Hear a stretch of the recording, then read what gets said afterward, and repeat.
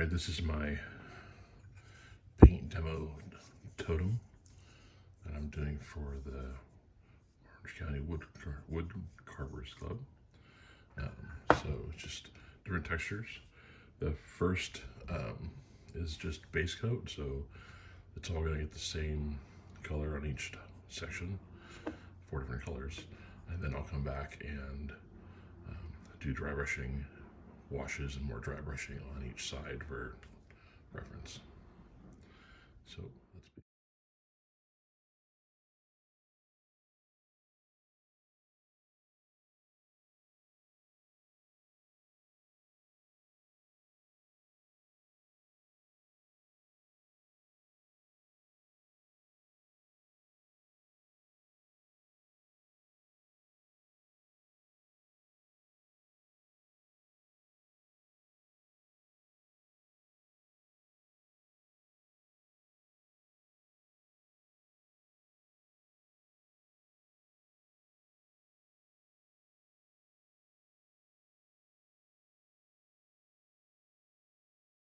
all right, so this paint is all dry, and we're going to do our first dry brushing hits on it.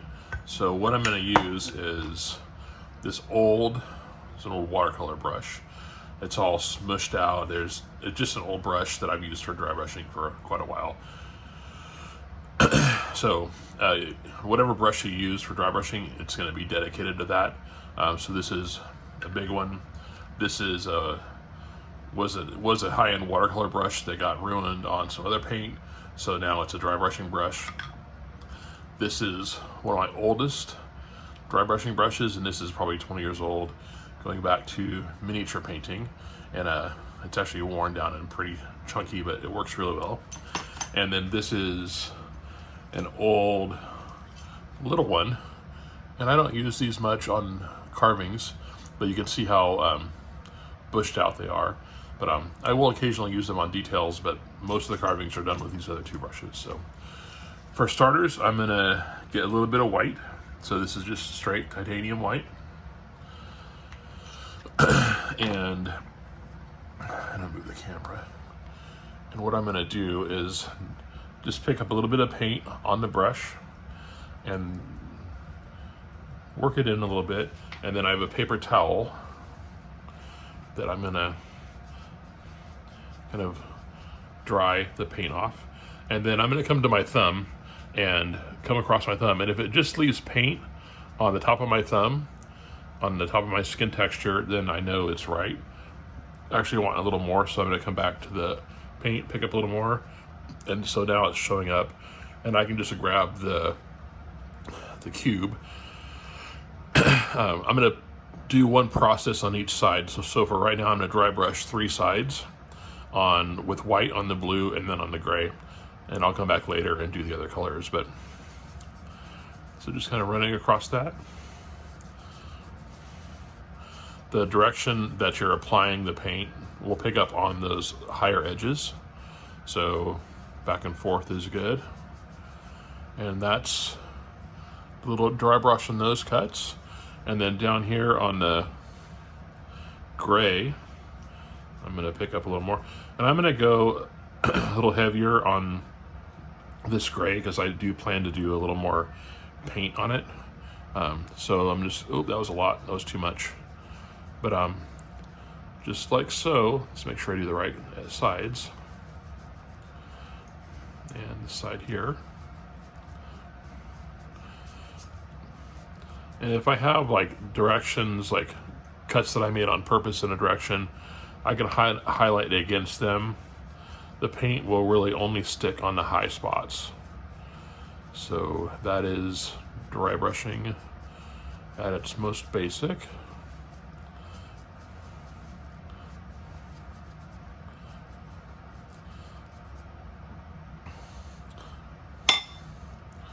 So that's white dry brushing on those 3 sides of the gray and the blue. And next will be yellow. And I'll use yellow on the green as well. The brush has to be totally dry to start. So this brush is gonna sit and clean And then I'm going to use this brush for the next color in a moment. So just like we did with the white, I'm going to, this is brush is totally dry. I'm going to dab some on the brush, wipe it off on paper towel, and then come across my hand, and you can see it's going to leave just a little bit of color on the top of my skin texture. So I'm going to go to my front side.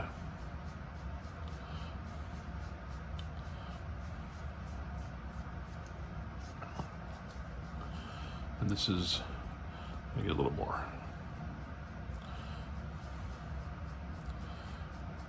So the more you go against the direction of your cuts, the more it will show up.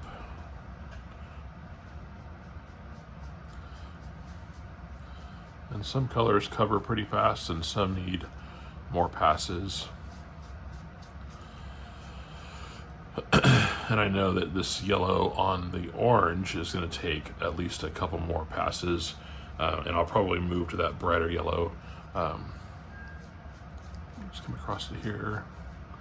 So it's kind of just raising some edges there, and I could actually go with quite a bit more paint for this dry brushing. The contrast on the orange.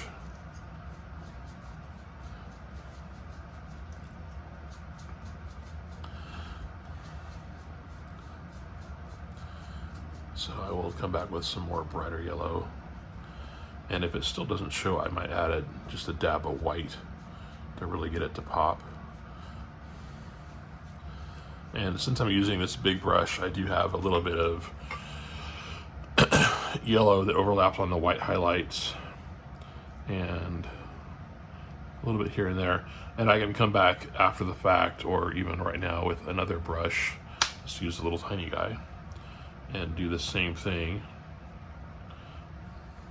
I'm just going to dry it off, check it out on my thumb, and I can just kind of come across those. And since the white is pretty opaque, it will cover up that yellow tint that came in a little bit.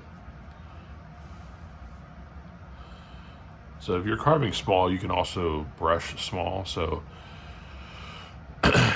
for example, if I wanted to just raise the little edges here, just real gently, and it's gonna, especially with this old brush, it's just gonna pop the little corner details.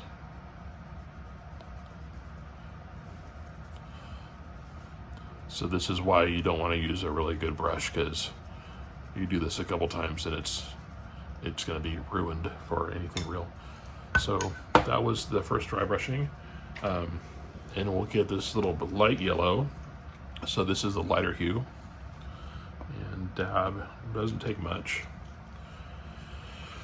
And we'll use this brush since it's dry, and it's same process. This is a more transparent paint, so it actually will take more paint on the brush to show, and probably more applications. So I'm just going to come across here and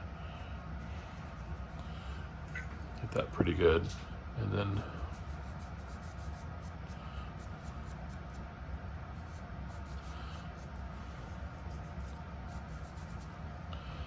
even on something like this, you can use a little more paint. If there's not a lot of contrast between the colors, you can get away with more. If you're putting white on a black, you want to start with really light applications of the lighter color on the darker color, otherwise you'll end up with lots of contrast. So that's kind of a little too much there, but I'm just going to scrub this guy over.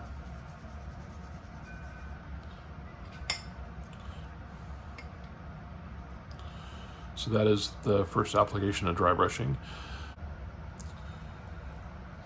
All right, so we're going to get into our first wash, and this will take a couple passes because the paint needs to dry and change. I'm going to clean off some of this paint off the palette. So I'll work on a glass palette, and just a razor blade scraper.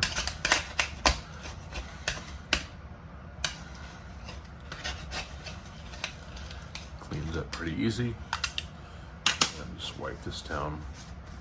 I'm just gonna mix my wash on the glass itself. If I was doing a bigger wash, I use a little mixing cup, but for this first one, I'm gonna do the third and fourth faces of this test piece. This is a blue with a white dry brush. So I'm going to pull a dark blue with this phthalo blue, which by nature is transparent, and a little dab there. And then I'm going to grab a little water bottle with a little spritz. So a few drops, and just kind of feel it out. You want it to be really well mixed so you don't end up with any clumps in the wash. That's also why I cleaned the glass, because it'll pick up any little pieces of color. So here's a nice little, I always think of paint in terms of milk. So this is like a kind of a whole milk consistency. And then I'm just gonna brush on here over the blue. And you can see where it's starting to sink into the, move it up here, it's starting to sink into the dark, into the cut places. And on a smaller carving, this will have more impact than on this big flat surface. But I just want to add a little bit of depth to the texture, and so that's that. Then I'm going to grab a paper towel, clean, or at least dry, and I'm just going to dab.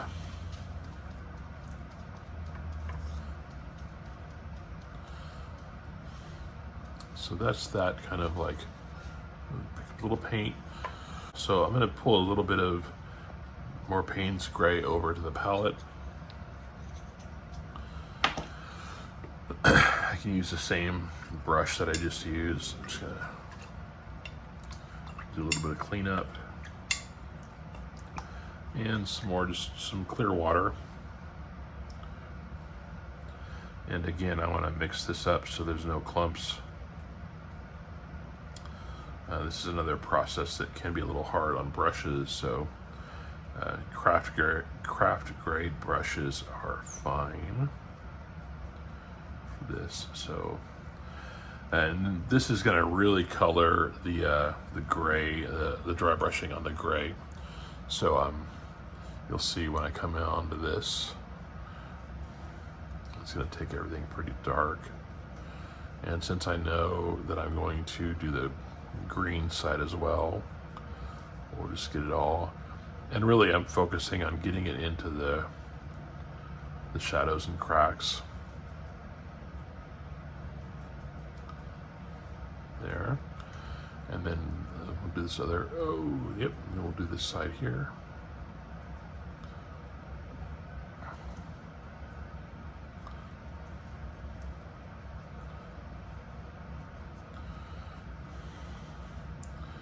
And if I felt like I really just messed it up, I could run to the sink and hose it all off. But it's pretty rare that happens. The wood's all covered with paint, so it wouldn't soak up too much moisture. So that's the first wash, and then I'm just going to dab on the top surface. And basically that just leaves, so I took off some paint off there. I can dab on color where maybe the wash missed, but you can see that leaves the darkest paint in the cut areas throughout the piece. So now it's going to sit and dry with alizarin crimson, which is another one of my favorite colors, just overall. This is a pretty transparent paint. So a little dab on the palette, a little bit of water over here, and I'll just pull the color into it.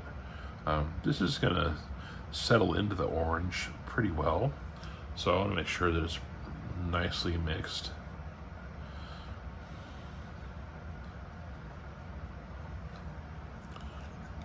grab this guy, and then watch out for the fan. And then I'm just gonna lay in this, and in line with the cuts that are there. It helps. You don't have to do that, but it helps. And make sure I'm on the right side. So lay this in. Again, it's a transparent color, so it'll soak in. And I do pay attention to that a lot, obviously, if I'm talking about it. So, okay, so that's the crimson on top. And then I'm gonna grab a little paper towel and dab off. So really that crimson just sits into the cracks and cuts.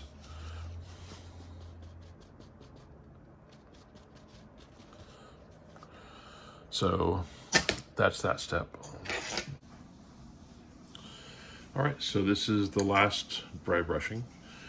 So to refresh, this was bare paint with some dry brushing, paint with dry brushing and a wash. And then this is going to be dry brushing, wash, and a final dry brushing. So I'm just going to start with white.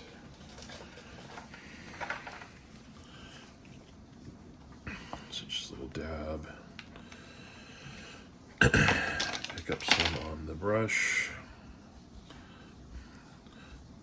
Paper towel to kind of just to take off the bulk of the paint, and then across the back of my thumb to see that it's the right consistency and not too heavy. And then I'm just gonna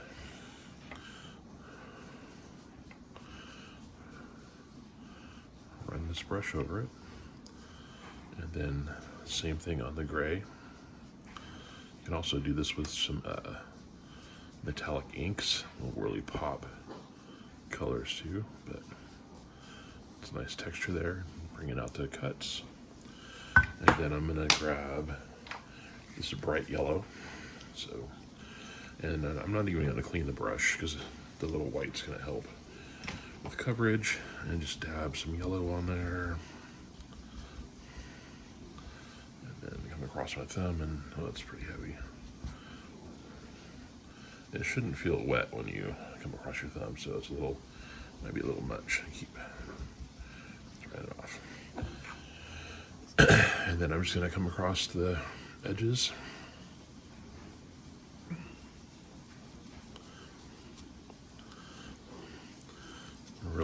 Relative to the direction of the cuts will make them stand out more.